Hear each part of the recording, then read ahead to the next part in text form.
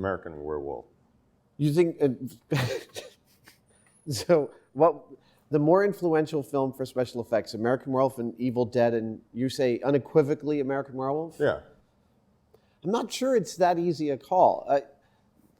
When I think about the two, I mean, certainly American Werewolf stands out to me more as like the iconic transformation sequence. But Evil Dead does a lot for the comedy horror genre that like established a whole set of films behind it. Playing around with the over the top, those like super almost like Little Rascals type camera moves and things like that. I mean, both sort of established genres in and of themselves. I think American Werewolf is ever so slightly more important, but it's not a cakewalk. I don't recall any particular moment in American Werewolf that stood out. It was just whenever there was a transformation. I mean, it's been years since I've seen it. Yeah.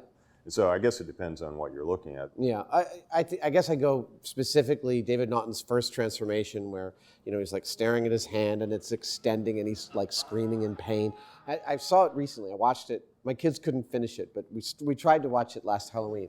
And I was surprised how long the scene lasts. It's like 5 minutes of him like screaming and yelling in great pain. And I just think that the yell to his face extending and turning into the wolf howl is like one of the most beautiful moments in film. When you even look at all the CG stuff that happens now, that still is like better than 95% of what's been out there. I got to say, those, in spite of my description of that, those kinds of things are not my favorite things in effects. I mean, having made a living doing that kind of thing with specialty in prosthetics to some degree, it's actually kind of a turnoff for me. Are you talking in general, or are you talking in American Werewolf in London? In general, that kind of transformation. It's suspension of disbelief. It's like all of a sudden they're physically turning into a different monster or a different kind of thing. Okay, but so I mean, just to go to American Werewolf, the thing that it does so beautifully is the fact that you watch his face change from a human's face into a dog's face in one shot.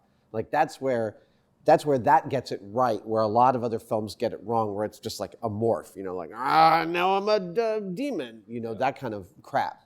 I think American Werewolf gets it right better than most other films. Yeah. All right, American Werewolf it is.